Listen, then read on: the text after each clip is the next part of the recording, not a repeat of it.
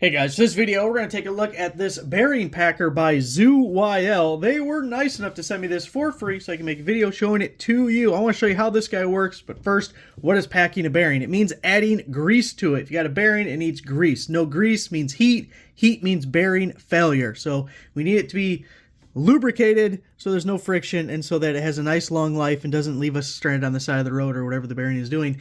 So you got to add grease. There's lots of ways to pack a bearing, and I have found this little contraption to be a pretty creative and easy way to do it. Also a lot less messy than some other forms of packing a bearing. So basically how it works is we have this little T-handle here that is threaded, and if you can see, our little plunger guy there is working its way up as I unscrew it. So as we get it apart here, you can see the little cone-shaped guy here, and it's threaded with this threaded rod and that guy. So we're gonna pop him out, and you're going to fill the bottom portion of this container with grease, maybe about halfway up, and then you're going to slide this guy back in just like so. After you pop that guy in there, you're going to drop in your bearing, you put this back on, make a little sandwich, give it a nice squeeze, and as this gets pushed down, the grease is going to be here. It's going to come through these holes. Bam! We just keep tightening till our grease comes out the top of our bearing, and we are good to go. Now, one thing that is an additional little benefit of this style is we have a greaser at the bottom here.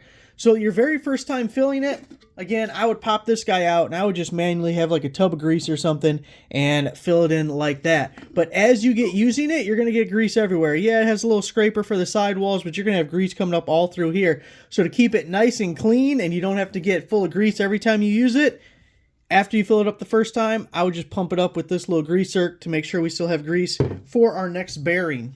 You see we're all full of grease right now, and you can see how the grease starts coming up through those holes there, and it'll come out the top like so. So this bearing was previously packed. I didn't have one that hadn't been done yet, but just to show you, you're going to pop it right on the cone there, then you're going to screw it in here, and you're just going to keep going until grease starts coming out the top of your bearing. Of course, you can see it through the side here, and it would be better if you cleaned off the previous grease before doing so. But you're just going to give this thing a little T-handle twist, and you can already see the grease is all popping out of this guy. Just give it a little twist back, and that's all there is to it. That bearing's done. So a really convenient, clean, easy way to pack your bearings. So there it is, guys, the ZooYL bearing packer. Thanks for watching.